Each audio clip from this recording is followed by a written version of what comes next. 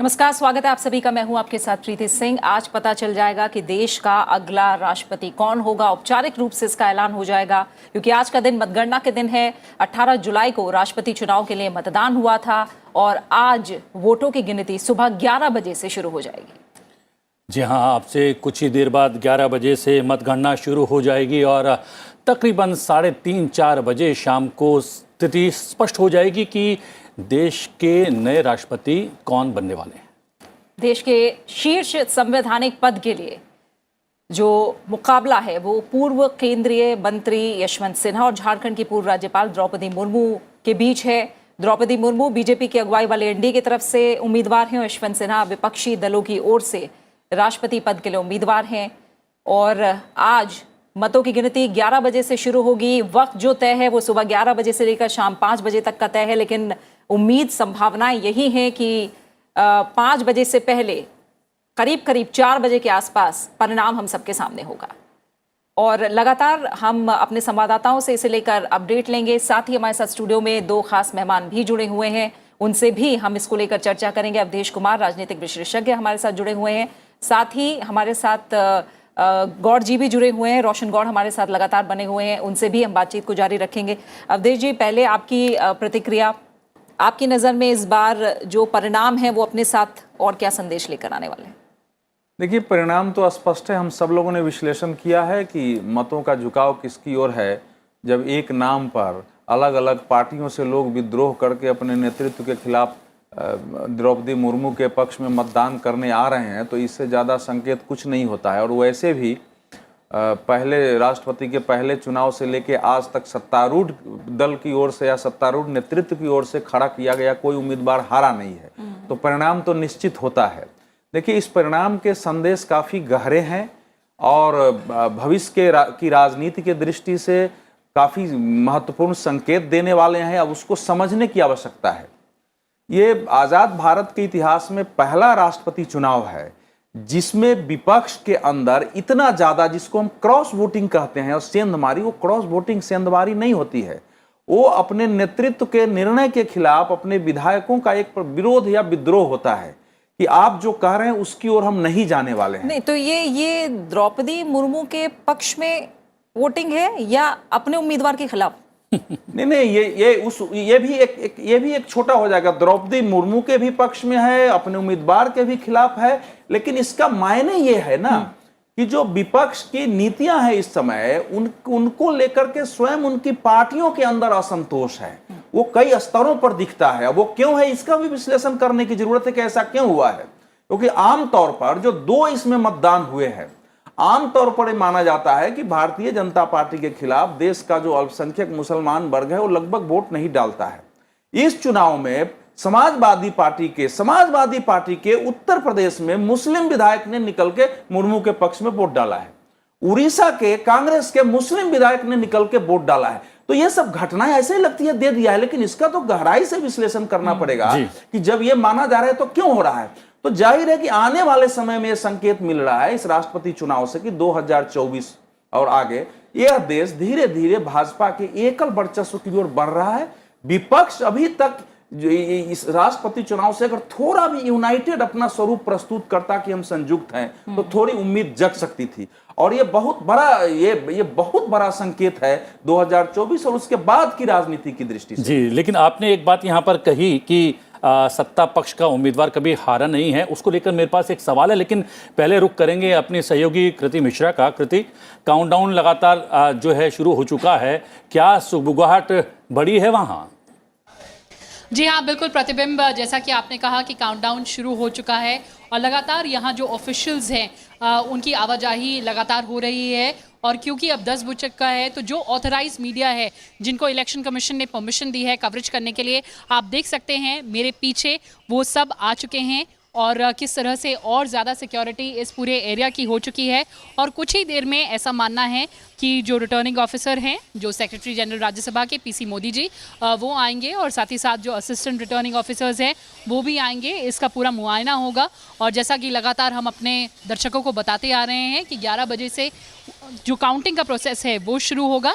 देखिए, सबसे इम्पॉर्टेंट है काउंटिंग का प्रोसेस। और अगर हम इस बार चुनाव की बात करें और पूरे एमपीज़ और इलेक्टर्स जो थे, असेंबलीज उनकी बात करें, तो एमपीज़ जो थे वो 776 थे, एमएलएज जो थे 4033, और जो टोटल नंबर आया वो 4809 है। और किस तरह से वैल्यू असाइन होती है, देखिए मेंबर्स ऑफ पार्लियामेंट की वोट की इस बार जो वैल्यू असाइन हुई है 2022 के चुनाव जो प्रेसिडेंशियल इलेक्शन है वो है 700। सबसे ज़्यादा वैल्यू अगर किसी स्टेट की है तो उत्तर प्रदेश है, क्योंकि वो पॉपुलेशन के बेसिस पर असाइन की जाती है, जो 1971 का सेंसस है। और उत्तर प्रदेश की अगर मैं वोट की वैल्यू की बात करूं तो 208 है। एनसीटी ऑफ दिल्ली, जहां से हम लगातार रिपोर्टिंग कर रहे हैं, उसकी वैल्यू है 58। इसके अलावा उत्तर प्रदेश के अलावा जो और दो बड़े वैल्यूज़ जिन दो राज्यों की है वो है झारखंड है, और इसके अलावा तमिलनाडु है। और सबसे कम वैल्यू जो है, क्योंकि मैं लगातार बोलती आई हूँ कि पॉपुलेशन के हिसाब से है, वो सिक्किम की है।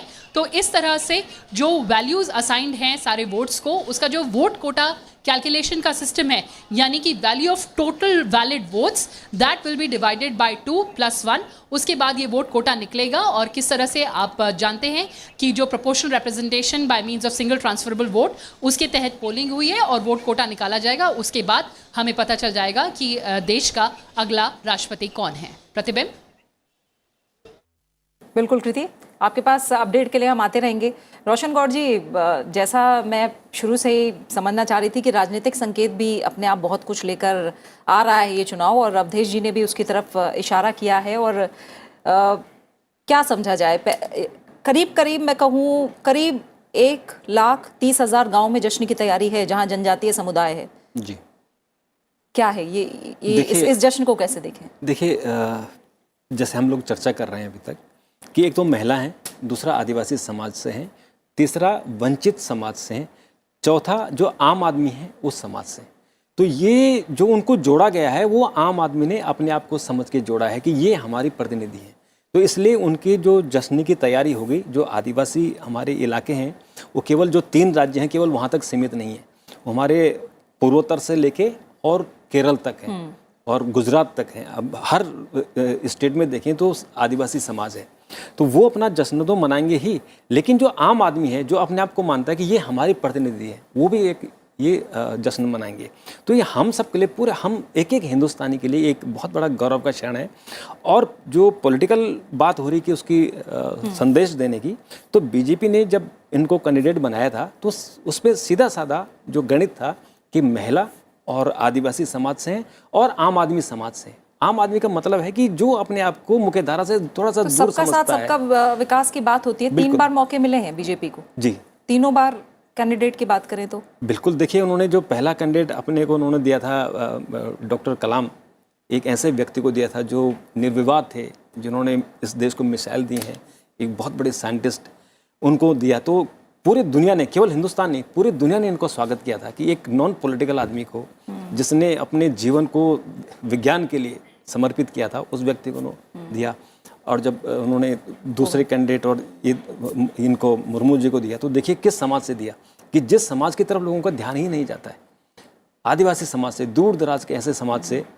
और मयूरभंज जो जिला है और उसके जो आसपास के जो इलाके हैं, जो हम उड़ीसा, छत्तीसगढ़, झारखंड के देखो, जो कीबी के इलाके जिसको बोलते हैं, जहाँ आदिवासी बहुत ही संकट में है, उस समाज से दिया है कि ताकि वहाँ कम से कम लोगों का जो हमारा एडमिनिस्ट्रेशन है, जो हमारे शासक वर्ग है, वो कम से कम उनका ध्यान जरूर जाएगा। और अगर राष्ट्रपति ने इन राज्यों में, खासकर जो केवीके की मैं बात कर रहा हूँ, वहाँ अगर उन्होंने दौरा किया, तो मुझे लगता है कि जो वर्षों से, आज से नहीं, हमारा देश जब आज़ाद नहीं हुआ था तब से जो एक समस्या है, जो वहाँ भुखमरी की समस्या है, वहाँ बेरोजगारी की समस्या है, तो शायद मुझे लगता है कि उस क्षेत्र में, खासकर जो केवीके का जो इलाका है, वहाँ बहुत बड़ी क्रांति हो जाएगी जी। तो ये तो बहुत बड़ा संदेश है। एक बात आपने अवधेश जी कहा कि सत्ता पक्ष का उम्मीदवार हमेशा से ही राष्ट्रपति का चुनाव जीतता रहा है। हमने देखा नीलम संजीवा रेड्डी एकमात्र ऐसे उम्मीदवार रहे जो कि सर्वसम्मति से देश के राष्ट्रपति बने, लेकिन जब वो पहली बार चुनाव लड़े थे राष्ट्रपति का, तो सत्ता पक्ष के अधिकृत उम्मीदवार थे, लेकिन वो चुनाव हार गए थे। नहीं, ये कहना ठीक नहीं है, क्योंकि उस समय आप जानते हैं कि कांग्रेस के अंदर सिंडिकेट का और बाकी एक लड़ाई चल रही थी, और उसमें इंदिरा गांधी के पक्ष में बहुमत था, और इंदिरा गांधी को कमजोर करने के लिए पार्टी के अंदर से, चूंकि अब अध्यक्ष वो नहीं थी तो किया गया, तो इंदिरा गांधी ने ही खड़ा किया था। और उस समय जैसे इस बार यशवंत सिन्हा जी ने कहा कि अंतरात्मा की आवाज पर वोट दे, और अंतरात्मा उल्टी चली गई है यशवंत जी के विरुद्ध। उस समय अंतरात्मा की आवाज पर इंदिरा गांधी ने कहा, इसलिए तो मैं कहा वो उसको मैं बोल सकता था कि वो अंतरात्मा की आवाज से लोगों ने वोट दिया। और उसके बाद आपने देखा इंदिरा गांधी ने समय से पहले चुनाव कराया 1971 में, फिर वो पूरी बहुमत लेके आए। इसलिए वो मैं सत्तारूढ़ पार्टी की हार नहीं कहूंगा, सत्तारूढ़ पार्टी के आंतरिक संघर्ष में जिसके हाथ में नेतृत्व था, जिसको आना था, जिसको बहुमत सांसदों विधायकों का समर्थक था, उसने उस राष्ट्रपति चुनाव से अपना आधिपत्य पार्टी पर स्थापित किया और साबित किया कि नहीं, मैं नेता हूं, आप नहीं है। ये परिणाम था वो। इसलिए उसको आप सत्तारूढ़ पार्टी से अलग नहीं कह सकते हैं। वो ऐसा हुआ नहीं है आज तक ना। लेकिन ये अंतरात्मा की आवाज जो है वो इतनी महत्वपूर्ण नहीं होती है। अंतरात्मा की आवाज की अपील कौन कर रहा है वो ज्यादा महत्वपूर्ण होता है। देखिए, ऐसा है कि मैं किसी पर व्यक्तिगत टिप्पणी नहीं करता हूं, आप बहुत दिन से देखते हैं, बहस में भी नहीं करता हूं। मैं इसलिए कह रहा हूं क्योंकि यशवंत सिन्हा जी ने लेकिन मैं उसका एक दूसरे रूप में कहता हूं। मुझे बहुत तकलीफ भी है और बहुत हैरत भी हुई कि यशवंत जी, हम सब लोग जानते हैं, देश के वित्त मंत्री रहे हैं, विदेश मंत्री रहे हैं, इतने बड़े सिविल सर्वेंट रहे हैं, बिहार में बीजेपी के अध्यक्ष रहे हैं, केंद्र में बीजेपी के पदाधिकारी रहे हैं, पार्लियामेंट्री बोर्ड के मेंबर रहे हैं। ऐसा व्यक्ति राष्ट्रपति चुनाव में अगर ये कह रहा हो कि हम अगर जीत के आ जाएंगे तो हम सीएए लागू नहीं होने देंगे, क्या आपको संविधान का ज्ञान नहीं है? सीएए पार्लियामेंट से पारित हो चुका है, अब राष्ट्रपति की उसमें कोई भूमिका नहीं है, केवल वो जारी करने की बात होती है। आप कैसे रोक देंगे? वो कह रहे हैं कि ये लोकतंत्र, ये जो चुनाव है, ये लोकतंत्र की रक्षा और लोकतंत्र के खत्म होने के बीच है। क्या द्रौपदी मुर्मू के जीतने से इस देश में लोकतंत्र खत्म हो जाएगा? तो इस प्रकार का भाव बोलना और ये लगाना कि सारे अधिकारी हमारे खिलाफ लगे हुए हैं, एजेंसियां लगी हुई हैं और पैसे देके खरीदे जा रहे हैं। जब पार्टियों में विद्रोह करके लोग वोट आ रहे हैं, उद्धव ठाकरे के सांसदों ने, 12 सांसदों ने कह दिया कि भाई देखिए, हम लोग तो वोट जाएंगे, आपको तय कर लीजिए कि क्या करना है। और कुछ और भी कहा गया जो शायद मैं कहूं बोलने के लिए तैयार नहीं हूं, क्योंकि वो बाहर खबर नहीं आई है। उनको हुआ कि भैया आप कोई उपाय नहीं है, पार्टी टूट जाए, हम बिल्कुल खत्म हो जाए, उसके बजाय सपोर्ट कर दो।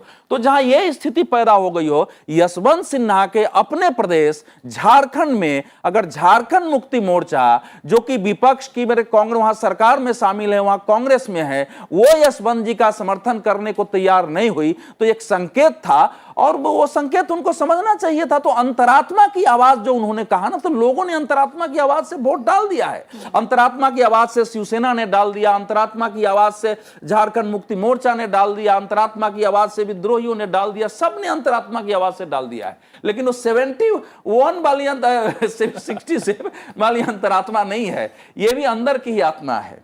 लेकिन इसका संकेत देखिए, इसका संकेत बहुत गहरा है कि पार्टियों के अंदर उनके विधायक तक महसूस करते हैं कि हमारा नेतृत्व नरेंद्र मोदी के विरुद्ध या भाजपा के विरुद्ध सही रणनीति, सही सोच से काम नहीं कर रहा है और हम जनता के बीच सही मैसेज नहीं दे रहे हैं। शायद हम इसमें देंगे तो एक मैसेज जाएगा। यह दुर्भाग्यपूर्ण है कि हमारा विपक्ष इस ढंग से भटकाव का शिकार है कि राष्ट्रपति चुनाव में एक वैचारिक एकता तक प्रदर्शित नहीं कर सका। ठीक है, वैचारिक एकता की बात की रोशन गौर जी, और जब नाम का ऐलान हुआ, हम जानते हैं 3 उम्मीदवारों ने पहले इनकार किया, उसके बाद यशवंत सिन्हा जी का नाम आया और उन्होंने इसे स्वीकार किया और कहा कि मैं विपक्षी एकता के लिए काम करूंगा। लेकिन वो उसका भी एक टेस्ट है और औपचारिक तौर पर ऐलान के बाद और पता लग जाएगा कि कितनी विपक्षी एकता है या कितनी बिखरी हुई है। विपक्ष के लिए इसमें क्या संदेश है? और कहीं ना कहीं जब हम विपक्षी एकता को लेकर बात कर रहे हैं, किस तरह का बड़ा मैसेज है? अभी वैचारिक मतभेद की बात कही जा रही है, वैचारिक लड़ाई की बात की जा रही है। क्या ये संदेश है कि सिर्फ विरोध की राजनीति नहीं चलेगी, सिर्फ विरोध ही करने के लिए राजनीति नहीं चलेगी, बल्कि विचारों को आगे रखना पड़ेगा? नहीं, देखिए, जो ये चुनाव है, राष्ट्रपति का चुनाव है, ये जो कि वैचारिक तौर पे भी आप कह सकते हैं कि कुछ एक हिस्सा है, और चूँकि विपक्ष है, विपक्ष को अपने एक उम्मीदवार खड़ा करना होता है, एक औपचारिकता निभानी होती है, वो भी है। लेकिन जो कैंडिडेट की आपने बात की कि यशवंत जी क्यों इस विपक्ष की तरफ से लड़े, असल में जैसे मैं पिछली बार भी आपसे चर्चा की थी कि यशवंत सिन्हा जी कहीं अपने आप को उपेक्षित महसूस कर रहे थे, क्योंकि वो बीजेपी के एक ज़माने में बहुत बड़े नेता थे और बहुत हाईलाइटर थे, क्योंकि वो देश के वित्त मंत्री थे। लेकिन उन्हें ऐसा लगा कि उनकी अब चूंकि बीजेपी से छोड़ के चले गए हैं, उनके लिए कहीं रास्ता नहीं दिख रहा है, तो एक अगर वो कैंडिडेट होते हैं तो कहीं ना कहीं वो एक लाइमलाइट में रहेंगे, इसके कारण वो चुनाव लड़े। अदरवाइज जो बाकी लोग थे जो जिन पे कांग्रेस ने जिनसे चर्चा की, उन्होंने चुनाव लड़ने से मना कर दिया, और उसका कारण सिर्फ इतना ही था कि अंक गणित उनके पक्ष में नहीं है। और जो कांग्रेस ने बात की थी कि हम विपक्ष की एकता करेंगे, तो विपक्ष की एकता तो हुई नहीं। इसलिए नहीं हुई कि क्योंकि कांग्रेस के कैंडिडेट नहीं थे और विपक्ष के जो बाकी दल थे वो भी साथ में नहीं थे। अगर राष्ट्रवादी कांग्रेस पार्टी के नेता शरद पवार जी, उन्होंने थोड़ी सी कोशिश ममता बनर्जी ने की थी, क्योंकि ममता बनर्जी ने ही यशवंत सिन्हा जी का नाम दिया था। उनको लगता था कि यशवंत सिन्हा जी के नाम से सारा विपक्ष इकट्ठा हो जाएगा, लेकिन ऐसा नहीं हुआ। विपक्ष के बहुत सारी जो पार्टी के लोग थे जो बीजेपी के साथ नहीं थे, उन्होंने बीजेपी का मुर्मू जी का समर्थन करने की घोषणा कर दी। तो यहाँ बात केवल वैचारिक मतभेद की नहीं है, बल्कि जो पार्टी के अंदर जो अंदरूनी झगड़ा चल रहा है उसका भी है। और कुछ उन नेताओं ने भी अपना कह के बीजेपी के या मुर्मू जी के पक्ष में वोट डाला है कि उन्हें अपना भविष्य भी देखना है कि अब हम कहाँ जाएंगे, क्योंकि कांग्रेस और जिस तरह से बाकी विपक्षी दलों की या जो क्षेत्रीय दल हैं, जो पारिवारिक पार्टियां हैं, उनका ह्रास हो रहा है, उनका कहीं ना कहीं से उनको नुकसान हो जा रहा है। तो उनको लगता है कि हमें भी अपना एक सुरक्षित भविष्य के लिए एक ऐसी पार्टी की तरफ जाना चाहिए जिसका भविष्य उज्जवल है या जो मजबूत पार्टी है। जी, तो वो यहाँ पर ये अवधेश जी, जो प्रीति ने रोशन जी से पूछा, उसको थोड़ा सा अलग तरीके से मैं जानने की कोशिश करूंगा कि क्या ये चुनाव लड़ने की जगह विपक्ष सर्वसम्मति बनाने में कामयाब हो जाता तो जो थोड़ी सी वैमनस्य है या फिर उनमें जो फूट है वो उजागर होने से बच जाती क्या? देखिए, एक जैसे मान लीजिए 4 पायलट हैं एक जहाज में, लेकिन उसके जाने की दिशा निश्चित है, तो उनमें संघर्ष नहीं होगा कि हमको कहाँ जाना है। उसी प्रकार से आप राजनीति जो है, अगर आपका डायरेक्शन सही है, डायरेक्शन कहाँ से पैदा, आइडियोलॉजी से पैदा होता है, विचारधारा से कि हमको जहाँ जाना कहाँ है, हमको करना कहाँ है।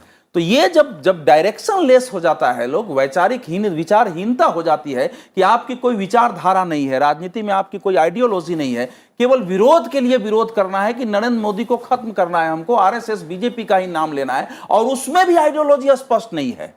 आप आधा हिंदू भी कभी दिखाने की कोशिश करते हैं, स्वयं को सेकुलर भी दिखाने की कोशिश करते हैं, उसमें भी आप बिल्कुल क्लियर नहीं है। तो कैसे एकता हो पाएगी? एकता तो विचार से होगी ना।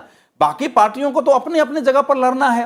अब मान लीजिए जैसे ये कह रहे हैं, अगर ममता बनर्जी ने उनको खड़ा किया, तो क्या ममता बनर्जी का ये दायित्व तो नहीं था कि हम बाकी विपक्षी नेताओं को बैठाए कि भाई प्रतिष्ठा का सवाल है, सब लोग मिलकर एक हो? कभी आपने देखा कि एक जब ममता बनर्जी एक बैठक हो रही है तो उसमें ममता बनर्जी नहीं आ रही है, एक बैठक हो रही है तो उसमें शरद पवार नहीं आ रहे हैं, फलाने नहीं आ रहे हैं। तो मैं ये कह रहा हूं, ये पहले भी मैं बार बार इसको लिखा हूं, बोला हूं कि भारत की राजनीति में 2014 में नरेंद्र मोदी के आगमन से एक मतलब जो हुआ कि सारी पार्टियों के अंदर जो है ना चर्निंग शुरू हुआ, एक करे क्या, और हलचल मची है देश में, लोगों के अंदर भी। वो अभी तक उसका एंड नहीं हुआ। पार्टियों ने समझा नहीं, नरेंद्र मोदी को गुजरात में खत्म करो और करते करते वो प्रधानमंत्री बन गया। अब यहां खत्म करो करते करते विपक्ष खत्म हो रहा है। इसके बावजूद अगर देश का विपक्ष शांत से सोचने के लिए तैयार नहीं कि हमारी स्थिति क्या है, तो वो फिर उसमें आप कहते हैं कि एकता कहां से, किस मुद्दे पर एकता होगी? एकता मुद्दे पर होती है, व्यक्ति पर नहीं हो सकती है। अगर मुद्दे नहीं हो, अब इस राष्ट्रपति चुनाव के समय देखिए परिस्थितियां, वातावरण चीजें उत्पन्न करती है। इस राष्ट्रपति चुनाव जो हो रहा है, कितना संतप्त माहौल है देश का, लोगों के गले काटे जा रहे हैं, सड़कों पर सिर तन से जुड़ा होने का वातावरण है, सुप्रीम कोर्ट की टिप्पणियां आ रही हैं। तो आप सोचते हैं कि इससे अगर जनता पर असर है तो क्या विधायकों और सांसदों पर इसका असर नहीं हो रहा होगा? तो माहौल के असर को भी देख करके अभी तक हमारे देश का विपक्ष उस प्रकार से स्टैंड लेने के लिए तैयार नहीं। तो एकता तो होना ही नहीं है अभी भी, और ये एकता न होना इसलिए भी घातक है कि कई पार्टियां आने वाले समय में ये संभव है कि वो पार्टियां केवल परिवारों तक और कुछ नेताओं तक सीमित होकर रह जाए। जी हाँ, और इस पर मैं टिप्पणी लूंगा रोशन जी से भी, लेकिन उससे पहले सीधा रुख करते हैं कृति मिश्रा अपनी सहयोगी की। और कृति, क्या है अपडेट? जी हाँ, देखिए लगातार हम जो लाइव तस्वीरें दिखा रहे हैं अपने दर्शकों को संसद भवन परिसर से, अभी का एक अपडेट ये है कि जो रूम नंबर 63 है पार्लियामेंट कॉम्प्लेक्स का, जो नई दिल्ली में है, उसका जो रूम है जहां पर ये काउंटिंग और जो पोलिंग जहां पर हुई थी, जहां पर काउंटिंग का प्रोसेस होना है, वो रूम जो है वो खुल चुका है। मैं अपने कैमरा पर्सन से दिखाऊंगी, रिक्वेस्ट करूंगी कि वो उसकी क्लोज तस्वीरें दिखाएं हमारे दर्शकों को। जहां पर आप देख सकते हैं जो काला ट्राइपॉड है उसके सामने रूम नंबर 63 है। उस रूम के अंदर स्ट्रॉन्ग रूम है जहां पर सारी सील्ड बैलेट बॉक्सेस जो यहाँ पर एमपीज का वोट डला पार्लियामेंट में, इसके अलावा जो असेंबली से आए हैं जो बैलेट बॉक्सेस वो सारे सील्ड उसमें रखे हुए हैं। उस स्ट्रॉन्ग रूम को थोड़ी देर बाद खोला जाएगा। जब 11 बजे ये पूरी जो काउंटिंग के प्रोसेस है वो जब शुरू होगा तब उसको खोला जाएगा और उसके बाद जो प्रेसिडेंशियल इलेक्शन का काउंटिंग का प्रोसेस है उसकी शुरुआत होगी। प्रतिबिंब बिल्कुल, और अपडेट के लिए हम लगातार आते रहेंगे। रूम खुल चुका है और कुछ ही पलों में करीब 40 मिनट बाद ठीक 11 बजे से जो वोटों की गिनती है वो शुरू हो जाएगी और इसको लेकर इस बार जो राष्ट्रपति चुनाव है वो क्या संकेत, क्या संदेश लेकर आया है। द्रौपदी मुर्मू अगर जीतती हैं तो ये अपने आप में कितना बड़ा संदेश है, न सिर्फ राष्ट्रीय स्तर पर बल्कि अंतर्राष्ट्रीय स्तर पर भी भारत के लोकतंत्र को लेकर क्या संदेश देने वाला है। तमाम जो पहलू इससे जुड़े हैं उन पर हम चर्चा कर रहे हैं।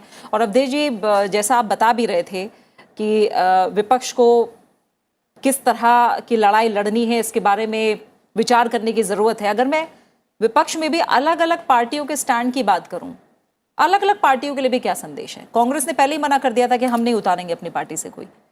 शरद पवार जी नाम सामने रख रहे हैं, अलग अलग पार्टी का स्टैंड ले रही है। अलग अलग पार्टियों के लिए भी क्या बड़े संकेत है। यही तो बात है, कांग्रेस ने क्यों मना कर दिया। कांग्रेस जो है उपराष्ट्रपति का चुनाव में अपना उम्मीदवार ले आती है, तो कांग्रेस ने मना क्यों किया है। ये इसलिए मना किया होगा कि उसको मालूम है कि शायद हम उम्मीदवार खड़े करेंगे तो दूसरे विरोध हो जाएंगे, या पार्टी में एकता नहीं है। कांग्रेस में जब इस समय प्रथम परिवार को लेकर ही इतना असंतोष का वातावरण है कि पार्टी के लोग आवाज उठा रहे हैं कि कांग्रेस में हमको लीडरशिप चेंज चाहिए या फिर कलेक्टिव लीडरशिप डेवलप हो, पार्टी को बचाना है। तो ये दो रास्ते हैं। तो इसलिए हो गई है कि आप पार्टियों की स्थितियां देखिए। आपने स्वयं अपने वक्तव्य में जब बता दिया कि पहले नंबर पहली पसंद शरद पवार, दूसरी पसंद फारूक अब्दुल्ला, तीसरी पसंद गोपाल कृष्ण गांधी। जब तीनों ने इनकार कर दिया तो यशवंत जी को लेकर के आए हैं। तो अब यशवंत जी जैसे व्यक्ति को जो अनुभवी है सोचना चाहिए कि चौथे नंबर की पसंद होकर के हम जा रहे हैं तो हमारी हैसियत क्या होगी। देखिए, पार्टियों के लिए संकेत तो बहुत अलग अलग पार्टियों की हम देख रहे हैं। तो पार्टियों के लिए संकेत, अब जैसे सबसे बड़ा संकेत शिवसेना का हुआ। अब समाजवादी पार्टी जो 4 चुनाव हार चुकी है, अब समाजवादी पार्टी ने एक गठबंधन बनाया। अगर उसके गठबंधन के लोग कह रहे हैं कि नहीं हमको नहीं देना चाहिए यशवंत सिंह को वोट, हमको मुर्मू के पक्ष में जाना चाहिए, ये नहीं जा रहे हैं, गठबंधन के साथ ही छोड़ के चले जा रहे हैं, तो अब इसमें क्या भविष्य हम देखेंगे कि उनका समाजवादी पार्टी का क्या भविष्य कहा। भविष्य जो पार्टियों का देखिए, जहां बीजेपी कमजोर है अभी वहां की पार्टियां तो अभी जो है थोड़े थे रहेंगे, लेकिन जहां जहां बीजेपी मजबूत है वहां का साफ है कि आने वाला समय विपक्ष के लिए अत्यंत ही चुनौतीपूर्ण और कठिनाइयों की होने वाली है। सवाल ये है कि चलिए यहाँ शिवसेना में तो एक तरीके से मंथन की सी स्थिति है, कौन किसके साथ है वो बहुत स्पष्ट नहीं है, लेकिन टीएमसी के तो नेता थे यशवंत सिन्हा। टीएमसी भी उतनी मुखर होकर सामने नहीं है, सपोर्ट नहीं किया। क्या उनके सामने भी एक ये चुनौती थी कि कहीं ना कहीं जो मुर्मू जी को उम्मीदवार बना दिया गया तो सारी रणनीति विपक्ष की भी और टीएमसी की भी, ममता जी की भी कहीं ध्वस्त हो गई, इसीलिए वो मुखर होकर, क्योंकि एक बहुत बड़ा एरिया है पश्चिम बंगाल में जो आदिवासी क्षेत्र है वो लूज नहीं करना चाहती ममता बनर्जी भी कहीं भी। देखिए, मुझे लगता है इसके 2 कारण हैं। एक कारण तो जो आपने कहा कि पश्चिम बंगाल में जो आदिवासी क्षेत्र है बहुत बड़ा है। दूसरा कारण है कि वो महिला हैं, तो ममता बनर्जी भी महिला हैं, तो उनका वो मुखर तौर पे विरोध नहीं कर पाई। और तीसरा मुझे लगता है कि जब यशवंत सिन्हा जी को उन्होंने कैंडिडेट दिया तो मुझे लगता है कि पूरे मन से नहीं दिया। उसका कारण ये है इसका कारण ये है कि अंक गणित उनके पक्ष में नहीं है। तो अगर आप पूरी एकजुटता से अगर साथ होते हैं तो कोशिश करते हैं, तो उनको पहले ही लग रहा था कि हमारे पास 20% वोट है, अगर हम उसको ज़्यादा से ज़्यादा खींचेंगे तो 25 तक ले जा सकते हैं, इससे ज़्यादा हम नहीं लेके जाएंगे। तो कहाँ 65% वोट और कहाँ 25% वोट, तो गैप बहुत ज़्यादा है। अगर 5-7% का गैप होता तो शायद वो लोग फिर पूरी मेहनत करते। जी अवधेश जी, यही कहीं ना कहीं मेरा सवाल है कि एक्सपोज होने से विपक्ष बच सकता था अगर सर्वसम्मति बन जाती। नहीं, ऐसा थोड़ा सा गणित में गौर जी को थोड़ी दिक्कत हुई। उस समय इतना कम वोट नहीं था, 52% करीब बीजेपी के पक्ष में था और लगभग इनके साथ जो है अभी मैं बात अब की बात जिस समय आया 65% से ऊपर हो था, गया। जिस समय आया था इतना तो उसमें बात की स्थिति हो गई है। देखिए जब ऐसा शुरुआत है में आए थे कि ये तो बीजेपी के पक्ष में 49% थे जब कैंडिडेट घोषित हुई थी, लेकिन जब उनको समर्थन मिला तो अभी लगभग 65% से ऊपर चला गया। धीरे धीरे हुआ तो उसको कंसोलिडेट, आखिर उम्मीदवार लाने के पहले भी कंसोलिडेशन की प्रक्रिया होती है कि हमको उतारने के पहले हम प्रयास करते हैं, जोड़ते हैं। ये तो मौका था ना 2024 के पहले दिखाने का, तो उसमें तो है ये बड़ा प्रश्न है क्यों चुका है। लेकिन देखिए ये है कि जो होना था वही हो रहा है, जो होना है राजनीति में वही होगा इस देश में। विपक्ष जो है संपूर्ण अपनी बुद्धि कौशल लगा करके भी इस देश में कुछ राज्यों में अगर एकाध पराजय हो जाती है तो लगता है कि अब हम देश को बदल देंगे। वो नहीं सोचते हैं कि राज्यों के कुछ फैक्टर के कारण यहाँ बीजेपी नहीं जीत पा रही है, लेकिन यही फैक्टर देश में लागू नहीं होता है। राष्ट्रपति चुनाव में मैं जैसे आप के.आर. नारायणन का उदाहरण ले लीजिए। के.आर. नारायणन को जब कांग्रेस ने उम्मीदवार बनाया वो आइडियोलॉजी के लेवल पर बीजेपी के विरुद्ध थे, लेकिन अटल बिहारी वाजपेयी ने सर्वसम्मति बनाने की कोशिश की, बीजेपी ने उनको वोट दिया। यहां तक कि शिवसेना ने उस समय पूर्व मुख्य चुनाव आयुक्त टी.एन. शेषन को उम्मीदवार बना दिया था। शिवसेना बीजेपी की पार्टनर थी, लेकिन बीजेपी उनके साथ नहीं जाकर के के.आर. नारायणन के साथ गई। तो विपक्ष के लिए भी एक मौका था कि अपने को एक्सपोज करने की जगह सही रणनीति ये होती कि अपने को जनता के बीच और अपनी पार्टी के विधायकों को अपने असलियत जाने की बजाय और पार्टी के विधायकों को, सांसदों को विद्रोह करने का अवसर न मिले, इसके लिए हमें एकता बनाने की कोशिश करते हैं कि ठीक है मुर्मू आ गई हैं, इनका एक चरित्र बेदाग है, आदिवासी समाज से हम लोग सपोर्ट करते हैं। फिर यह स्थिति नहीं होती, लेकिन आपने कैंडिडेट खड़ा करके और उस कैंडिडेट के भी प्रतिष्ठा की को पर प्रश्न स्वयं खड़ा कर दिया अपनी बुद्धि से। तो इससे पता चल रहा है कि वैचारिक दृष्टि से भी, रणनीतिक दृष्टि से भी, नेतृत्व की दृष्टि से भी और समय को भांपने की दृष्टि से भी विपक्ष इस समय जरा मतलब डायरेक्शनलेस दिशा में स्थिति में है। रोशन गौड़ जी, तो हम कह सकते हैं ना, जैसे आप लोग बात कह रहे हैं कि पहले की तैयारी काफी मायने रखती है और वही हर एग्जाम से पहले तैयारी मायने रखती है, उसी में चूक रह गई है। नहीं, चूक नहीं। देखिए ये तो साफ है कि जो सत्ता पक्ष होता है उसके पक्ष में गणित होता है, और जब वो कैंपेन करते हैं तो जो ऐसे दल होते हैं जो किसी के साथ नहीं होते हैं वो भी सत्ता पक्ष के साथ आ जाते हैं। ये एक नॉर्मल एक प्रैक्टिस है। और जो ये चुनाव होता है, अगर कोई, चूंकि लोकतंत्र है हमारा, उस लोकतंत्र में अगर कोई कैंडिडेट खड़ा करता है तो इसको बुरा नहीं मानना चाहिए। लोकतंत्र में चुनाव होते रहने चाहिए। थोड़ा राजनीतिक दल कोशिश करते हैं कि हम इस बहाने अपनी एकता, अपनी एकजुटता दिखा दें, तो वो शायद यहाँ पे जो कांग्रेस ने कोशिश की थी या जो बाकी विपक्षी दल थे उन्होंने कोशिश की थी, वो अपनी कोशिश में कामयाब नहीं हुए, क्योंकि उनके आपस में ही बहुत झगड़े हैं। आपस में कांग्रेस के अंदर ही बहुत झगड़े हैं। जो राष्ट्रवादी कांग्रेस पार्टी है उसके अंदर ही झगड़े हैं, उनके लोगों ने उनके खिलाफ वोट डाला है। समाजवादी पार्टी के अंदर ही झगड़ा है। शिवसेना ने तो आपने देख ही लिया कि 2 फाड़ हो गए हैं उसमें। तो इसलिए जो पॉलिटिकल पार्टियों के अंदर के जो झगड़े हैं वो भी इस चुनाव में साफ साफ दिख रहे हैं, और उनको अपनी एकता, अपनी पार्टी बचाना मुश्किल हो रहा है। जी, लेकिन हमने देखा कि ज़्यादातर चुनाव के बाद ही भारत को राष्ट्रपति मिल पाए हैं, और इस बार भी चुनाव हो रहा है, लेकिन राष्ट्रपति चुनाव में उस तरीके की बयानबाजी नहीं होती जिस तरीके से इस बार हुई है। और विशेष रूप से यशवंत सिन्हा जी ने अलग अलग विषयों को लेकर बिंदुओं को उठाते हुए जिस तरीके से बयान दिए हैं, वो उससे क्या बचा जा सकता था? देखिए, यशवंत सिन्हा जी को बचना चाहिए था, क्योंकि यशवंत सिन्हा जी बहुत ही अनुभवी राजनेता हैं। पहले वो सिविल सर्विस में थे और फिर जब राजनीति में आए तो बहुत शीर्ष स्तर पर गए, देश के वित्त मंत्री बने। तो उन्हें पता है कि राष्ट्रपति संविधान से बंधा होता है और कैबिनेट के निर्णयों से बंधा होता है। तो इसलिए राष्ट्रपति अपने आप से कुछ नहीं कर सकते हैं। जैसे वो कह रहे हैं कि सीए नहीं लागू होने दूंगा या मैं ऐसा कर दूंगा, रबड़ स्टम्प नहीं होऊंगा। राष्ट्रपति की अपनी भूमिका होती है और बहुत सीमित भूमिका होती है। उन्हें कैबिनेट के निर्णयों के हिसाब से चलना होता है। तो अच्छा है कि वो इन विवादों से बचते, क्योंकि राष्ट्रपति का पद अगर विवादों में आ जाए तो देश का एक पद ऐसा होता है कि जिसका लोग सम्मान करते हैं, फिर वो भी विवादों में फंस जाएगा। तो सिन्हा जी को इस बातों से थोड़ा सा बचना चाहिए था। बिल्कुल। और इसी के साथ रोशन गौड़ जी, फिलहाल आपको हम शुक्रिया कहेंगे क्योंकि आप इस चर्चा में शामिल हुए, तमाम जो अहम बिंदु हैं उन्हें चर्चा के जरिए सामने रखा।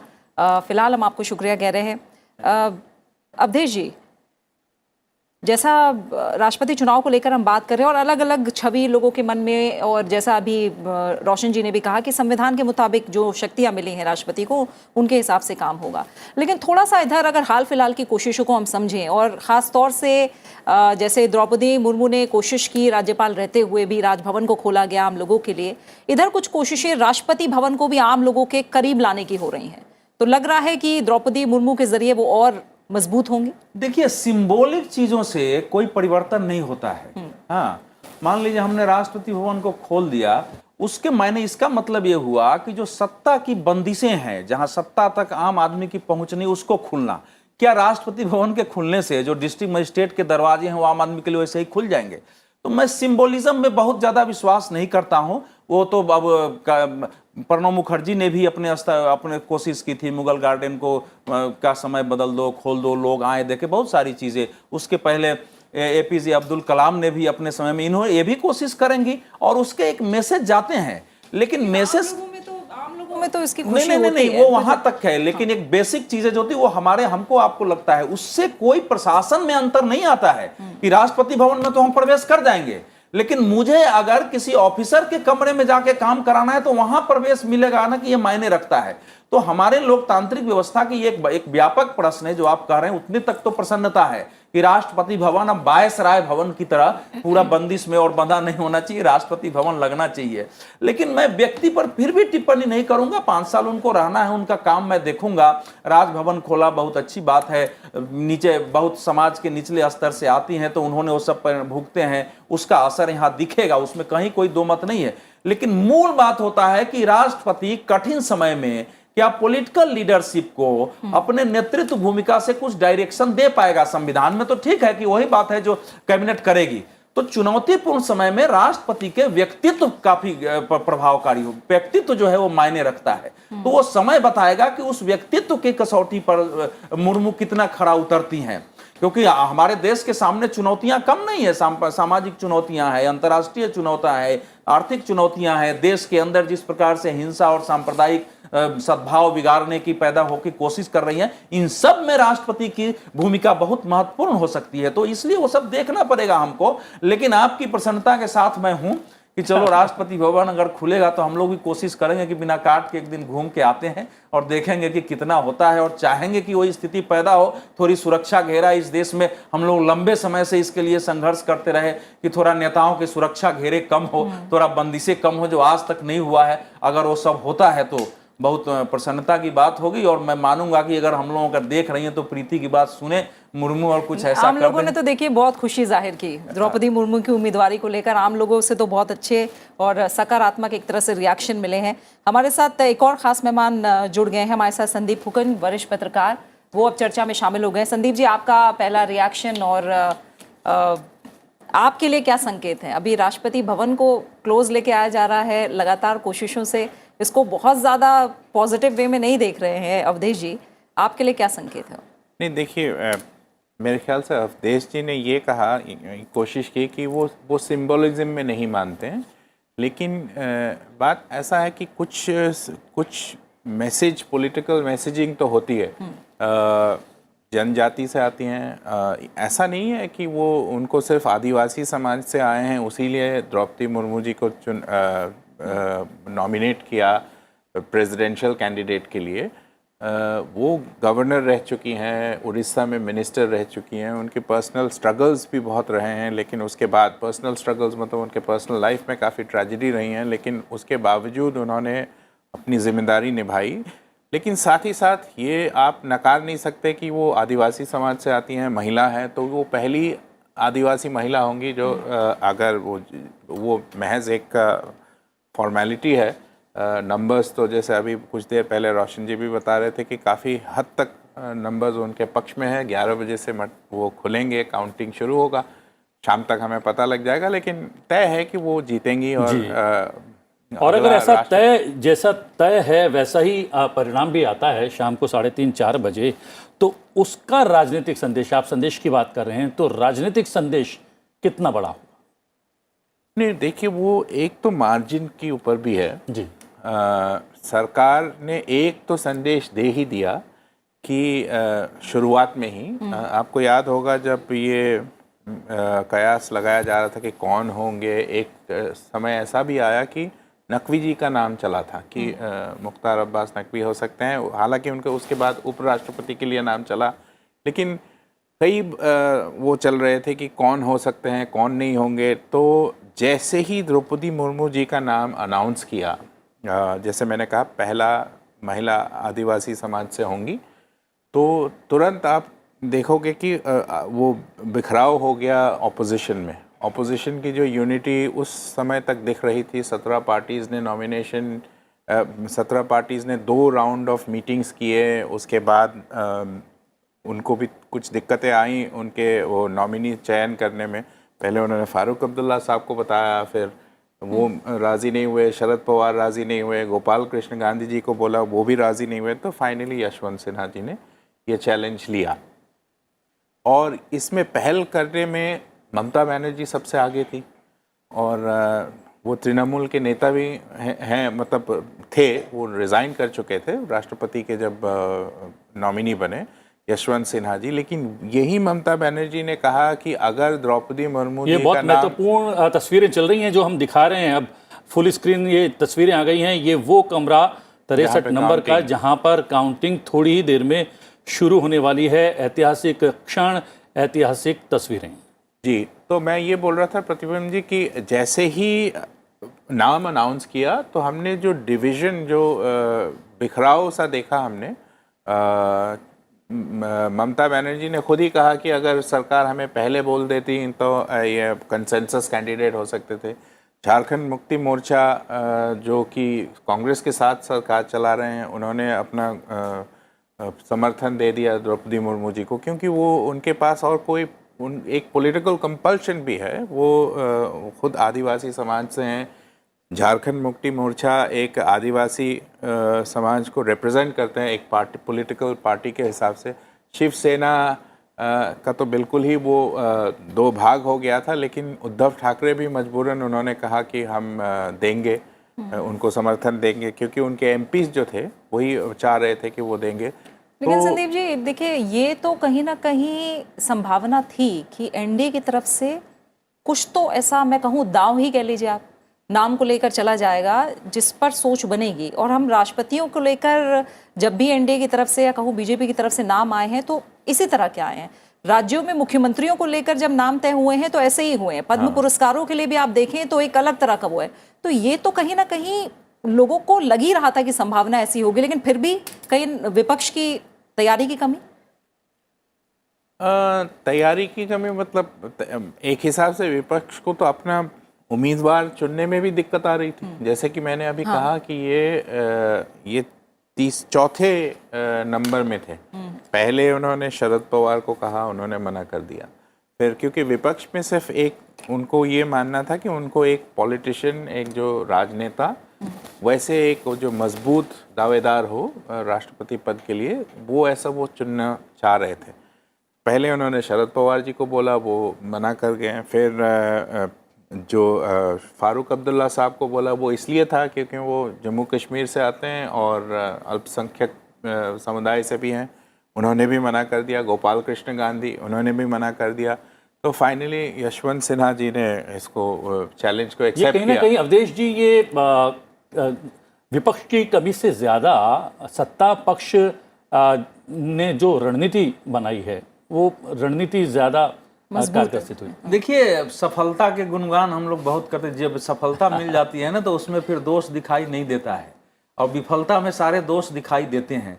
ये बात सही है। मैंने इसलिए कहा कि मैं व्यक्तिगत टिप्पणी मुर्मू जी पर भी नहीं कर रहा हूँ। हमने 5 साल जो है इनका भी कोविड का कार्यकाल देखा है, और मैं नहीं चाहूँगा कि मैं कोई, देखिए मेरा मानना यह है कि देश हमारा जिन परिस्थितियों में है उसमें राष्ट्रपति ऐसा होना चाहिए जिसमें एक लीडर देश देख सके, उसकी भले संवैधानिक भूमिका, उसमें एक लीडर देख सके और उसके बातों से देश को दिशा मिल सके, सरकार को भी दिशा मिल सके। उकिया नारायणन की तरह लड़ाई नहीं लड़ना है। जो स्थिति पैदा हो गई थी उस समय हम लोगों को अच्छी तरह, हम लोगों को राष्ट्रपति के विरुद्ध जाके लिखने पड़े थे और बोलने पड़े थे। वो परिस्थितियां नहीं होनी चाहिए, तो वो चीजें होनी चाहिए। अब प्रधानमंत्री और बाकी बीजेपी ने उनको लाया है, तो राज्यपाल की भूमिका तो छोड़ दी, मैं राष्ट्रपति में उनकी भूमिका देखूंगा। लेकिन आप जो करें, दोनों बातें होती हैं। इस समय बीजेपी के ज्यादातर जो दांव हैं वो सफल हो जाते हैं। सफल इसलिए हो जाते हैं कि एक तो बीजेपी में लीडरशिप जो है उसका नेतृत्व का उसका जो है एकदम कोई एक आदमी उस नेतृत्व का विरोध करने वाला नहीं, लगता है कि सब बिल्कुल सही हो रहा है। एक नेता के कारण लगता है कि हम चुनाव भी जीत रहे हैं, हमारी प्रतिष्ठा भी है, रणनीति भी है, और इस नेता ने अपनी वैचारिक लेवल पर जोड़ने के लिए बहुत ज्यादा भले नहीं काम हुआ, लेकिन कुछ काम जिसकी कल्पना नहीं थी। आपको लगता है कि इसका 370 को हटा देने के कारण कितना पूरे परिवार में यूनिफिकेशन, यूनाइटेड हुआ है पूरा परिवार। अयोध्या में राम मंदिर का शिलान्यास कर देने से केवल कैसे वो पूरा संघ परिवार यूनाइटेड हो गया हो। उसके बाद आप 50 काम करते रहिए, 10-20 गलतियां भी हो जाती है, तब भी सपोर्ट बना रहता है। तो इसलिए नरेंद्र मोदी ने अपने कामों से भी अपने परिवार के अंदर जो अटल जी के समय नहीं हो पाया था वो इतना यूनाइटेड किया हुआ है कि जो वो निर्णय करते हैं उसके साथ सब खड़े हो जाते हैं कई बार। और वो विपक्ष में नहीं तो उसके साथ लड़ने के लिए विपक्ष को उसके अनुरूप अगर अकेले पार्टियां नहीं है तो अलग अलग पार्टियां मिलकर विचार विमर्श। मैं तो कह रहा हूं कि अगर विपक्ष को खड़ा होना है तो पार्टियां अलग अलग क्यों मंथन करती हैं? सारे विपक्ष के नेता बैठ के सप्ताह भर बैठ के कभी एक मंथन करके भी तो दिखाओ कि भाई हमारी रणनीति क्यों नहीं सफल हो रही, उसकी क्यों सफल हो जा रही, और फिर कुछ लेकर के आओ। पार्लियामेंट तक में भी तो एक रणनीति विपक्ष जो है सामूहिक रूप से ऐसा नहीं पेश करता है जिससे कि जनता को प्रभावित हो सके। यह देश के लिए अच्छा नहीं है, क्योंकि विपक्ष ऐसे गलत मुद्दे उठा रहा है। एक उदाहरण मैं दे रहा हूं, यह हालांकि मैं आपको बता रहा हूं, क्या इस समय जैसे उदयपुर में 2 लोगों ने गला काटा है, उसने कहीं नहीं कहा है कि मैं आरएसएस के विरोध में जाके गला काट रहा हूं। वो कह रहा है कि हमारे नबी का अपमान हुआ है, इसने सपोर्ट किया इसलिए गला काट रहा हूं। लेकिन हमारा विपक्ष उसकी आलोचना करने की बजाय बार बार ले आएगा बीजेपी नरेंद्र मोदी के शासन में बढ़ गया, आतंकवाद। अरे भैया, नरेंद्र मोदी का शासन पाकिस्तान में, अफगानिस्तान में नहीं है, वहां कैसे हो रहा है? तो यही समझ का अभाव के कारण रणनीति विपक्ष नहीं बना पा रहा है। आज भी वो समझने के लिए तैयार नहीं है कि आम आदमी इस पर क्या सोच रहा है। और कहीं ना कहीं ऐसा लग रहा है कि परंपरा से हटकर रणनीति बनाई जा रही है सत्ता पक्ष की ओर से। जैसा कि प्रीति ने कहा, केवल राष्ट्रपति चुनाव की बात नहीं है, चाहे मुख्यमंत्री का चुनाव हो, चाहे छोटे से लेकर बड़ा कोई चुनाव हो, या फिर पुरस्कार ही क्यों ना हो, एकदम परंपरा और लीग से हटकर एक नयापन देने का प्रयास भी किया जा रहा है इस रणनीति में। देखिए प्रतिबिंब जी, ये तो साफ है कि ये सरकार, हर सरकार अपना कोई लेगेसी छोड़ के जाना चाहती है। तो ये साफ है कि अलग अलग डिसीशंस होंगे। कुछ जो, जैसे मैं बिल्कुल सहमत हूँ अवधेश जी ने जो कहा कि अगर आपके जो बड़े एजेंडा हैं, चाहे वो आर्टिकल 370 हो, चाहे वो राम मंदिर का हो, अगर वो बड़े एजेंडा जो स्टेटेड है, कोई छिपा के या पीछे बैकडोर एंट्री नहीं, ये स्टेटेड मैनिफेस्टो में जो है, अगर आप इन एजेंडा को पूरा कर रहे हो और बाकी सबको साथ में ले के आ रहे हो, संघ परिवार जिसे बोलते हैं, तो उसके बाद अगर 10 गलतियां भी हो जाए तो वो गलती छिप जाती हैं, वो दिखाई नहीं देते, क्योंकि सब कुछ सेट एजेंडा पे चल रहा है, ऐसे दिख रहा है और एक्सपेरिमेंट करते हैं। लेकिन मैं एक बात बिल्कुल सहमत हूँ अवधेश जी ने जो कहा, मैं उससे जोड़ के ये कहना चाहता हूँ, विपक्ष जो है एकजुट, अगर आपको चैलेंज के हिसाब से लेना है तो आप मतलब अरविंद केजरीवाल एक तरफ अपने नेता बनने जा रहे हैं, ममता बनर्जी खुद को कांग्रेस से आगे बढ़ के दिखाना चाह रही कि वो, जैसे आपको याद होगा जब यही राष्ट्रपति चुनाव के लिए जब डिस्कशंस शुरू हुए तो सोनिया गांधी ने पहले जिस दिन वो अनाउंसमेंट आया इलेक्शन कमीशन का, उस दिन सोनिया गांधी ने कुछ नेताओं को फ़ोन करके किया कि अब तारीख तय हो चुकी है, हमें मिलना चाहिए जी। और बगैर उनको कंसल्ट किए हुए ममता बनर्जी जी ने सबको चिट्ठी लिख दिया और बोला कि मैं चुनाव के लिए हम दिल्ली में मिल रहे हैं और तारीख भी तय कर दी। अब वो कांग्रेस बिल्कुल अचंभे में थे। बिल्कुल, उन्होंने कहा कि माफ कीजिएगा, आपको रोक रहे हैं, आप बहुत बारीकी से सब बातें बता रहे हैं और इंटरेस्टिंग भी ऐसे सुनना, लेकिन संसद का मॉनसून सत्र चल रहा है और आज चौथा दिन है। थोड़ा हम एजेंडे पर बात करेंगे क्योंकि करीब 15, 16, 17 मिनट का वक्त है और कार्रवाई शुरू होने वाली है। तो प्रतिबिंब, आज के एजेंडे की बात करते हैं। जी हाँ, संसद के आज के एजेंडे की अगर बात करें तो दोनों सदनों की कार्यसूची में अहम कामकाज शामिल हैं। सबसे पहले एक नज़र डालते हैं आज लोकसभा में क्या है खास। लोकसभा के मानसून सत्र का आज चौथा दिन है। लोकसभा की आज की कार्यसूची में एक विधेयक विचार और पारित किए जाने के लिए सूचीबद्ध है। भारतीय अंटार्कटिक विधेयक 2022 पर आज सदन में चर्चा होगी। इस विधेयक को डॉक्टर जितेंद्र सिंह सदन में रखेंगे। लोकसभा में आज मंत्रियों की ओर से दिए जाने वाले बयानों में आज जनरल वीके सिंह नागर विमानन मंत्रालय से संबंधित अनुदानों की मांगों 2021-22 के बारे में विभिन्न प्रतिवेदनों से जुड़े बयान देंगे। इसके अलावा लोकसभा में नियम 377 के अधीन चर्चा और मंत्रियों की ओर से विभिन्न पत्र पटल पर रखे जाने भी सूचीबद्ध हैं। इसके अलावा लिस्टेड एजेंडे की बात करें तो लोकसभा में प्रश्नकाल के दौरान अलग अलग मंत्रालयों से कई अहम सवाल भी पूछा जाना है। साथ ही अहम संसदीय समितियां हैं जिनके प्रतिवेदन और विवरण भी आज लोकसभा में पेश किए जाएंगे। राजेंद्र अग्रवाल सरकारी आश्वासनों संबंधी समिति के प्रतिवेदन पेश करेंगे और मनोज कोटक वाणिज्य संबंधी स्थायी समिति के प्रतिवेदन पेश करने वाले हैं। डॉक्टर जयंत कुमार रॉय विज्ञान और प्रौद्योगिकी, पर्यावरण, वन और जलवायु परिवर्तन संबंधी स्थायी समिति की रिपोर्ट पेश करने वाले हैं।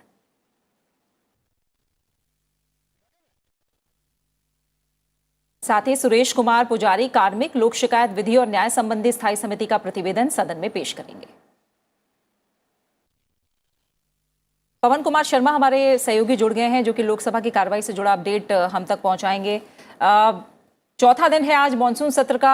लोकसभा का एजेंडा हम देख रहे हैं, जाहिर तौर पर हर दिन एजेंडा अपने आप में खास होता है, अहम होता है। आसार किस तरह से लग रहे हैं आज के दिन को लेकर पवन लोकसभा में? प्रीति, आज सबका ध्यान जो है, क्योंकि 11 बजे सबसे महत्वपूर्ण तो ये होना है कि राष्ट्रपति चुनाव जो है उसकी मतगणना होनी है, तो पूरे देश का हम लगातार अपडेट भी अपने दर्शकों को दे रहे हैं। तो सबसे महत्वपूर्ण तो ये है कि संसद में वो मतगणना होगी 11 बजे आज, और 11 बजे जब संसद की कार्रवाई शुरू होगी तो आज भी जो है वैसे ही जो है हंगामा रहने की बिल्कुल संभावना इसलिए है क्योंकि पिछले 3 दिनों से अगर हम देखें तो संसद में जो है गतिरोध लगातार बना हुआ है।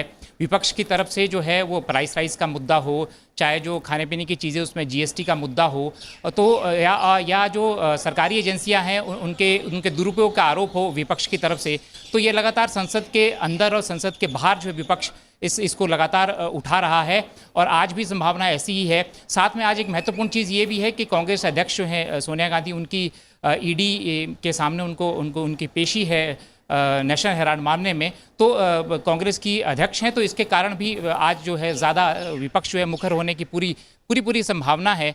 जहाँ तक आज के एजेंडे की बात है, जैसा आपने बताया कि प्रश्नकाल है, उसमें ज़्यादातर नागर विमानन जो मंत्रालय उससे संबंधित 5 प्रश्न हैं, हाउसिंग अर्बन अफेयर्स मिनिस्ट्री से 4 प्रश्न हैं, जल शक्ति से मंत्रालय से 4 प्रश्न हैं और रिन्यूएबल एनर्जी से 3 प्रश्न हैं। तो ये देखना होगा क्योंकि पिछले 3 दिनों में तो प्रीति जो है संसद नहीं चल पाई है, प्रश्नकाल नहीं हुआ है अच्छे से, और उसमें आगे आज अगर लिस्टेड बिजनेस की बात करें हम तो उसमें 4 प्रतिवेदन हैं जैसे आपने बताया, और इसके बाद जो 4 दिनों से चौथा दिन है आज, एक बिल है द इंडियन एंटार्क्टिक बिल जो है वो लगातार लिस्टेड हुआ है पर उसके ऊपर वहां तक चर्चा की बात नहीं पहुंच पाई है। तो लगातार क्योंकि आज जो है चौथा दिन है और व्यवधान है अब तक जहां तक लोकसभा की बात है, तो पूरी संभावना है कि आज भी। धन्यवाद पवन। और हम बता दें कि लोकसभा के बाद एक नजर डाल लेते हैं उच्च सदन यानी कि राज्यसभा के एजेंडे पर क्या खास रहने वाले हैं, देख लेते हैं। राज्यसभा में आज विचार पारित किए जाने के लिए एक विधेयक सूचीबद्ध है। सामूहिक संघार के आयुध और उनकी परिधान प्रणाली विधि विरुद्ध क्रियाकलापों का प्रतिषेध संशोधन विधेयक 2022 यानी कि the weapons of mass destruction and there delivery system prohibition of unlawful activities amendment bill 2022 को विदेश मंत्री डॉक्टर एस जयशंकर सदन में पेश करने वाले हैं। ये विधेयक अपने आप में बेहद महत्वपूर्ण है। इस विधेयक के जरिए साल 2005 के एक्ट में संशोधन किया जाना है और इस पर जो चर्चा है वो राज्यसभा में आज हो सकती है। साथ ही राज्यसभा में आज मंत्रियों की ओर से दिए जाने वाले बयानों में जनरल वीके सिंह नागर विमानन मंत्रालय से संबंधित अनुदानों की मांगों 2021-22 के बारे में विभिन्न प्रतिवेदनों से जुड़े बयान देंगे। प्रश्नकाल के दौरान अलग अलग मंत्रालयों से आज कई अहम प्रश्न भी पूछे जाएंगे। और राज्यसभा में आज विभिन्न समितियों से संबंधी प्रतिवेदन पेश किए जाने हैं। राज्यसभा में आज अखिलेश प्रसाद सिंह अधीनस्थ विधान संबंधी समिति का प्रतिवेदन पेश करेंगे। दीपक प्रकाश वाणिज्य संबंधी स्थायी समिति का प्रतिवेदन पेश करने वाले हैं और सुशील कुमार मोदी कार्मिक, लोक शिकायत विधि और न्याय संबंधी स्थायी समिति का प्रतिवेदन पेश करेंगे। वंदना चौहान विज्ञान और प्रौद्योगिकी और पर्यावरण, वन और जलवायु परिवर्तन संबंधी स्थायी समिति का प्रतिवेदन पेश करेंगी। साथ ही कई अहम पत्र सदन के पटल पर भी रखे जाएंगे। और इस समय सूरज मोहन झा ज्यादा जानकारी के साथ हमारे साथ जुड़े हुए हैं। सूरज, जैसा अभी पवन ने भी बताया है कि ज्यादा इंतजार और सभी की नजरें आज राष्ट्रपति चुनाव के लिए मतगणना है 11 बजे से शुरू हो रही है, उसको लेकर है। लेकिन एजेंडा भी हम देख रहे हैं, जो लिस्टेड एजेंडा है वो भी अपने आप में खास है, अहम है, लेकिन गतिरोध लगातार 3 दिन तक हमने देखा। क्या आसार राज्यसभा में आज? बिल्कुल, मानसून सत्र का आज चौथा दिन है प्रीति, और संसद भवन में आज जो है मानसून सत्र की भी तैयारी चल रही है। साथ में राष्ट्रपति चुनाव की जो मतगणना है वो 11 बजे से शुरू होनी है, उसको लेकर भी हलचल है। जहां तक बात अगर हम राज्यसभा की करें तो हमने बीते 3 दिन में देखा है शपथ ग्रहण के बाद विधायी कामकाज और प्रश्नकाल शून्यकाल नहीं चल पा रहा है, गतिरोध बना हुआ है। प्राइस राइज का मुद्दा हो, ईडी के इस्तेमाल को लेकर मुद्दा हो और अन्य कई मामले हैं जिसको लेकर विपक्ष सदन की कार्रवाई के शुरू होते ही वेल में आ जाता है, हंगामा करना शुरू कर देता है। पीठ की तरफ से बार बार अपील की जा रही है कि अगर सदन चलता है तो उन्हें सदन के नियमावली के अनुसार चर्चा के लिए पर्याप्त मौका दिया जाएगा, लेकिन हम देख रहे हैं गतिरोध नहीं टूट रहा है। और आज चौथा दिन है, उम्मीद ये की जानी चाहिए कि आज कामकाज चले, क्योंकि अगर हम आज की कार्यसूची को देखें प्रीति तो काफ़ी अहम कामकाज आज सूचीबद्ध है। अगर हम देखेंगे पेपर लेट के बाद आज बहुत ही महत्वपूर्ण संसदीय समितियों के प्रतिवेदन आज सदन के अंदर रखे जाने हैं। उसके बाद प्रश्नकाल में काफ़ी महत्वपूर्ण सवाल भी आज पूछे जाने हैं, जो सूचना प्रसारण मंत्रालय से है, लॉ एंड जस्टिस मंत्रालय से है, पर्यावरण से संबंधित हैं। आज हाईकोर्ट में जो पेंडिंग केस हैं उसको लेकर एक बहुत ही महत्वपूर्ण सवाल है। जो इंटरनेट के माध्यम से फेक न्यूज़ फैलाया जा रहा है उसको लेकर भी एक महत्वपूर्ण सवाल लगा हुआ है। ऐसे ही श्रम मंत्रालय से रोजगार से संबंधित काफ़ी महत्वपूर्ण सवाल आज लगे हुए हैं। तो ऐसी उम्मीद की जानी चाहिए कि प्रश्नकाल चले तो ये महत्वपूर्ण जो सवाल हैं वो आज पूछे जाएं और जनता से जुड़े हुए मुद्दे उठाए जाएं। जी, और सबसे बड़ी बात यह है सूरज, उम्मीद पर दुनिया कायम है और आपने उम्मीद जताई है कि आज सदन की कार्रवाई सुचारू रूप से चलेगी। अखिलेश जी, यहाँ पर बात उम्मीद की जा रही है, लेकिन हमने देखा कि उच्च सदन है राज्यसभा और वहां पर उस तरीके का विरोध प्रदर्शन नजर नहीं आता था जिस तरीके की तस्वीरें कल देखने को आई, और उपसभापति जी को साफ तौर पर कहना पड़ा कि ये सब नहीं चलेगा। कैसे नहीं आता था? पिछले साल का आप दृश्य याद करिए, लोग तो सामने टेबल पर चढ़ के और बड़े बड़े सांसद जो है चिल्लाने लगे और उपसभापति तक के मेजे पर फेंकी गई है। तो राज्यसभा ने जो, अब उसके लिए क्या शब्द प्रयोग करूं, हमारा उच्च सदन है और हमारे माननीय सांसद हैं, जिस ढंग का कीर्तिमान बनाया है उसके बारे में कुछ कहने की आवश्यकता नहीं। भारत के संसदीय इतिहास में लिखाया जाएगा। देखिए, संसद भी जो संसद किसकी प्रतिध्वनि है, संसद का इकोसिस्टम कहां से तय होता है? जो बाहर की राजनीति है। जब बाहर आप फ्रस्ट्रेटेड हैं, आपको सफलता राजनीति में नहीं मिल रही है, जब बाहर आप सरकार को घेरने में सफल नहीं है, सड़कों पर नहीं उतर पा रहे हैं, जनता को आप खड़ा नहीं कर पा रहे हैं सरकार पर, जनता को प्रभावित नहीं कर पा रहे हैं, तो फिर आपको लगता है कि संसद में जो हमारी ताकत है इसी को प्रदर्शित करके हम राजनीति दिखाएं। तो ये भी एक, इसी को मैं कह रहा हूं कि बिल्कुल एक दिशाहीनता, दिशा भ्रम के शिकार का परिणाम हमारी संसद है। जब आप बाहर जो सफल होगा वो सरकार को बाहर घेरेगा, संसद अपने आप उसको ध्वनित करेगी। जब आप बाहर घेरने में सफल नहीं है, सरकार को बाहर दबाव में नहीं ला पा रहे हैं, तो संसद में आप हंगामा जरूर करेंगे, लेकिन उससे सरकार प्रभावित होगी, उससे जनता प्रभावित होगी। ऐसा होता नहीं है, लेकिन हो रहा है हमारे सामने और आगे भी होगा। वह सोनिया जी से पूछताछ है, तो आपको लगता है कि कांग्रेस आसानी से संसद चलने देगी? बाकी पार्टियां भले साथ दे न दे, वो तो चलने देने वाली नहीं है। और हो सकता है पूछताछ कई दिनों तक चले, क्योंकि हमारा ईडी भी जो है वो पता नहीं कैसे कैसे प्रश्न लाता है, एकदम सीरियल वाइज में 8 दिन 10 दिन, फिर दोबारा बुलाओ तिबारा बुलाओ, पूछता रहता है। लेकिन संदीप जी, विपक्ष तो लगातार यही कहता है कि जनहित से जुड़े मुद्दे उठाने हैं हमें, और सरकार भी कहती है चर्चा के लिए तो हम तैयार हैं, और मीटिंग्स भी होती हैं। एक तरह से मैं कहूँ कि चर्चा होती है कि उत्पादक सत्र रहे, और 75 साल भी हम मना रहे हैं। प्रश्नकाल शून्यकाल तो ऐसा समय है जब जनहित से ही जुड़े मुद्दे उठते हैं, लेकिन वो भी हम देख रहे हैं और प्लकार्ड दिखाए जा रहे हैं सदन के अंदर। और जैसा हम राष्ट्रपति चुनाव में भी बात कर रहे थे कि विचारों की राजनीति को आगे रखना है क्या, तो क्या विचार चर्चा के जरिए रखे जाएंगे या गतिरोध के जरिए?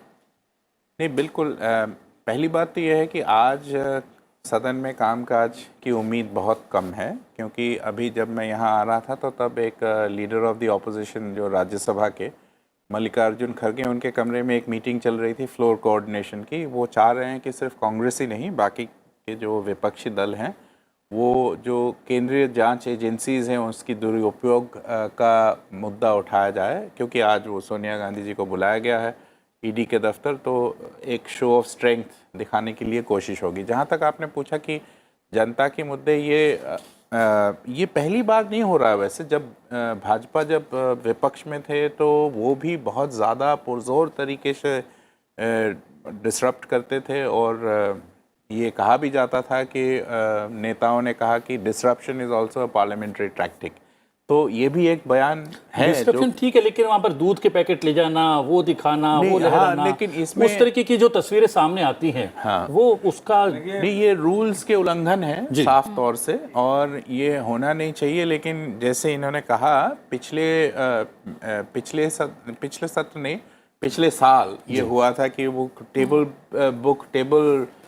टेबल ऑफिस का जो वो बुक है, जो रिपोर्टर्स, पार्लियामेंट्री रिपोर्टर्स का जो टेबल है, वहीं पे चढ़ गए थे एक एमपी, और फिर उसमें काफ़ी आरोप प्रत्यारोप हुए। तो ये गरिमा, तो ये डिग्निफाइड बिहेवियर तो है नहीं। लेकिन अगर चर्चा में सम्मिलित होता है विपक्ष तो ज्यादा अपना संदेश स्पष्ट रूप से जनता तक पहुंचा सकता और है। इस तरह के विरोध का लोगों में क्या संदेश जाता है? नहीं, इस तरह के विरोध का तो संदेश बिल्कुल नकारात्मक जाता है। थोड़ी बहुत जो पार्टी से जुड़े हुए लोग हैं उनको अगर छोड़ दीजिए, जो पार्टियों से परे लोग हैं उनके अंदर ये संदेश यही जा रहा है कि विपक्ष जो है इस समय संसद नहीं चलने दे रहा है। मोदी इस बात को सफल हो जाते हैं कहने में कि भैया इस हमको सरकार काम करने नहीं दे रही, और यही संदेश जनता में जाता है जो हम लोग देखते हैं। एक बात मैं केवल कहूंगा, देखिए हमारे संसद में मुझे अच्छी तरह याद है, संदीप जी को भी याद होगा, तेलंगाना बिल जब पारित हो रहा था लास्ट में, तो क्या क्या नहीं हुआ संसद में। मिर्च के स्प्रे तक चले हैं, पूरा चारों तरफ से कमरे बंद करा करके सोनिया गांधी को पारित कराना पड़ा, पता नहीं क्यों पारित कराई। और तेलंगाना पारित होने के बाद दोनों राज्य से, लेकिन जिन तस्वीरों की बात कर रहे हैं वो लोकसभा की तस्वीरें थी, राज्यसभा की तस्वीरें नहीं थी। कौन? समय हो रहा है समाप्त। लोकसभा राज्यसभा दोनों में रहा, लोकसभा में रेगुलर हुआ था। जी हाँ, क्योंकि हमने अभी यहाँ पर बात की कि जो है उम्मीद पर दुनिया कायम है, और उम्मीद यही जताते हैं कि आज दोनों सदनों की कार्रवाई सुचारू रूप से चलेगी, चाहे कुछ भी होता रहे। लेकिन आप दोनों आए, अवधेश जी और संदीप जी, आपने राष्ट्रपति चुनाव से संबंधित विषयों पर जो है प्रकाश डाला, और साथ ही साथ सदन की कार्रवाई को लेकर भी आपने चर्चा की। बहुत बहुत धन्यवाद आप दोनों का। तो आप राज्यसभा और लोकसभा की कार्रवाई का सीधा प्रसारण संसद टीवी पर देख सकते हैं। ठीक 11 बजे से सदन की कार्रवाई शुरू होगी। आप बने रहिए संसद टीवी के साथ। नमस्कार। नमस्कार।